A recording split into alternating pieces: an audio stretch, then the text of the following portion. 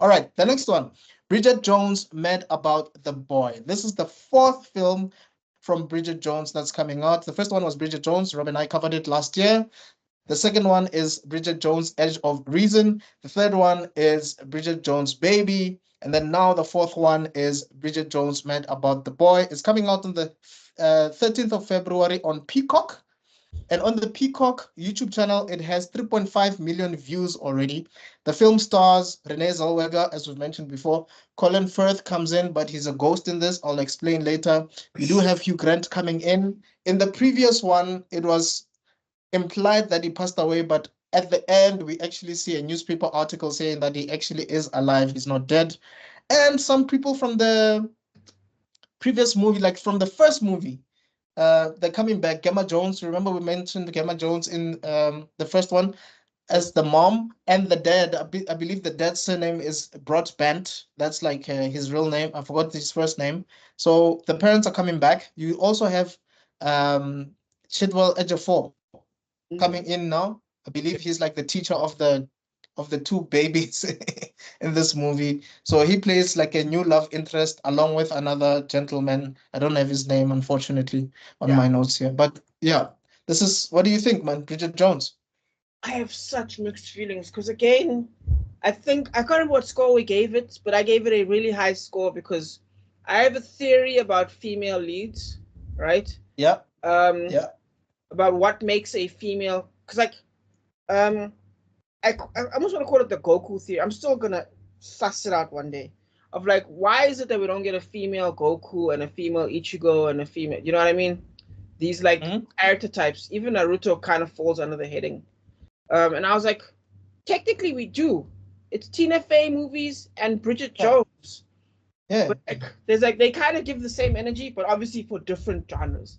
And I was like, and there's the Sailor Moon as well, the She-Ra, there's Wonder Woman. Yeah, but they're not Goku. They're not thingamajiggy. You know what I mean? They don't have that energy that Goku pulls people in with. If you understand. You don't think Sailor Moon has that energy? It has that popularity, but not that Goku energy. No one goes, I'm Sailor Moon. If you know what I mean. Like, okay, I hear you. Yeah. No one has that energy. And I feel like Bridget Jones in the first movie and in the second movie, it's such a masterpiece that she's got this unique characterization that happens that I feel like is almost a lesson in writing in and of itself. And I love Bridget Jones so much, it's crazy, right? Yeah, me too, man. And I'm scared. Let me put it like that.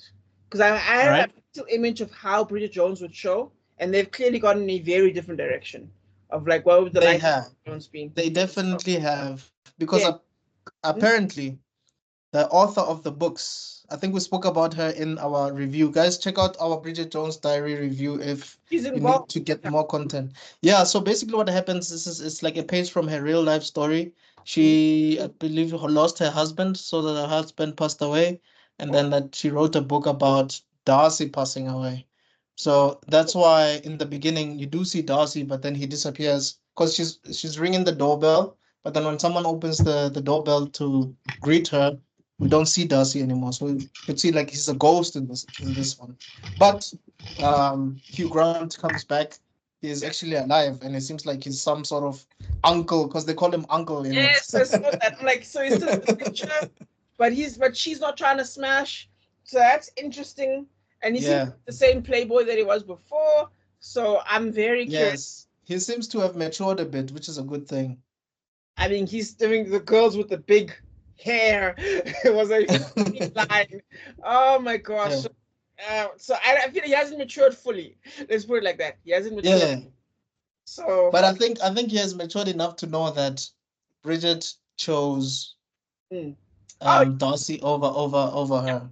He's accepting. And it would feel a bit cheap if he was trying to if we were to try to make a move on Bridget after Darcy passed away. Like to come on.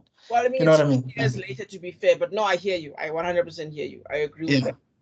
Yeah. It's so tricky because again, there are good things here, and there's also cliche things here, and I'm like, maybe is it me because I don't mind them changing, and I think that could be a good thing. Maybe maybe that's my fear is that maybe I'm scared that they're not gonna change enough. You understand what I'm saying? What do you mean by change? I think you need to be specific about that. I need to understand exactly where you're coming from. I don't want this to be cliche. Like, oh, they're doing the same thing over and over and over in the same way, in the same style, over and over and over again. You know what I mean? What do you mean by that? Why she has to like choose between two guys or whatever? No. I'm talking about the flow. I think your record function turned off. Oh no, I'm still recording. Oh, okay. Because your background vanished. Yeah. Yeah, the background vanished because I'm charging my laptop. Oh, okay. Yeah. It couldn't make the half an hour. That's fair. That sucks, man. I hate that when that happens. Cool. So sorry. You were talking about the style. You don't want the same thing to be happening over and over again. Yeah. But at the same time, let's just put it like this. I'm scared. I hope it does well. I've got my fingers crossed. I'm a big fan. Renee Zellweger is still beautiful as ever. I love her. She's hilarious. Hugh Grant still is as technically he's a terrible person depending on who you talk to, and if you talk to him as well, he'll agree with that. You mean in this role, right? You're talking about this role. In general. I actually saw a clip of him and Colin Firth. So Colin Firth was being interviewed, and then Hugh Grant just comes in acting like he's about to sleep or is bored or whatever, and then he keeps interrupting Colin Firth and whatever. And then Colin eventually just leaves the journalist. But then after he leaves the journalist, because they like this banter between them, they're like brothers. I think you know this by now. Yeah. So after he leaves, all of a sudden Hugh Grant is saying like all these great things about Colin Firth. No, it's the best guy I know. Whatever. And he's serious. Yeah. I think Hugh Grant thinks he's like a video game. Do you know what I mean? I think he's like a video game, and he's just doing the side features right now. Do you know what I mean? He's beat the game already. Now he's just doing side missions. I love him so much. Yeah. So I am. No, he's amazing. I watched Heretic a few days ago, and I was in awe of his character. And I also watched The Gentleman as well, and I was in awe of what he was doing. He's so good in The Gentleman. Like, and a completely different accent in there. He's playing such a weasel, but he plays it so well. That's one of the movies that we need to do that one as soon as possible. We need to review that movie as soon as possible. That is amazing. The year of Guy Ritchie, as far as I'm concerned. Yeah, for sure.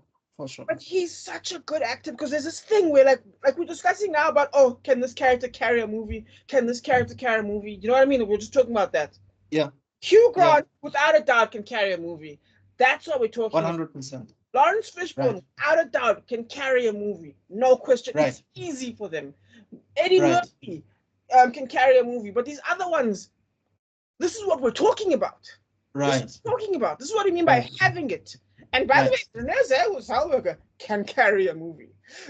She's been carrying movies. She's on that list of people who can carry a movie by themselves. Yeah. Like her and Tom Cruise, those were two heavyweights. Yeah. That was Renee Zellweger, right? You're referring to Jerry Maguire, right? Yes, yeah. People always talk about Tom Cruise and Cuba Gooding Jr., but no, Renee Zellweger was a heavyweight. Who said you had me at hello? That was not Tom Cruise. That was not Cuba Gooding Jr. Yeah, exactly. You had me at hello? That's Renee Zellweger. So let's not play around. And that's an iconic line. So we need to get an actor in here one day so we can discuss what they think about what. Bro, trust me, I'm trying to get actors and directors. I'm trying to ultimately African Film is gonna be us talking to veterans in the game about movies. Hopefully, definitely, man. Yeah. I feel like we've gone deep into this one. But I'm in love. Let's put it like this. This is probably one of my most anticipated movies of 2025 because I'm a fan of the style of writing. I'm a fan of the style of romance. I'm a fan of Renee Zellweger. I'm a fan of the series. Yeah. Fully. Like, I'm talking borderline Avengers level, like nerd guys type shit. Yeah. So that's where I completely agree with you. I think I even suggested that we even do a review of this movie in the first place. Yeah. I love it that much. All the movies that came out, I love all of them. Yes. All of them, including the third one with Patrick Dempsey and Emma Thompson. By the way, Emma Thompson does come back in this one. For those that do not know, I believe that Emma Thompson actually wrote the third one. I'm not sure if she directed it as well, but she did write that one. So the fact that she's coming back on this one is outstanding. So you never get disappointed with any Bridget Jones project. So we hope they don't drop the ball on this one. Yeah. We hope it's still as good as the previous films. As long as you have Renee Zellweger, great British humor. You either need to have Colin Firth or Hugh Grant in the movie to make it work. That's just how it is. We cannot lie about that one. Yep. But also Emma Thompson alone, she can carry a movie. She has done great work. She's a great actress, brilliant woman. So all smiles from our side, all positivity, all optimism, all enthusiasm from our end. We hope it's gonna be a great movie. But that's it for this episode, guys. The two movies that we have touched on. The first one is Love Hurts, as we've mentioned before, Universal 10 million, Ki Kwan, Adriana De Bos, Mustafa Shakir, Sean Austin, February the 7th. But the second one is Bridget Jones Met About the Boy. It's coming out on February 13th on Peacock, and it already has 3.5 million views on YouTube, and it's going to be coming out on New Metro in the month of February. So do check out that movie if you do have some coins in your pocket. Take out your lady or your guy. Maybe it would do something to your relationship. I don't know, but it seems like there is a bit of um, grief that will be touched in this movie.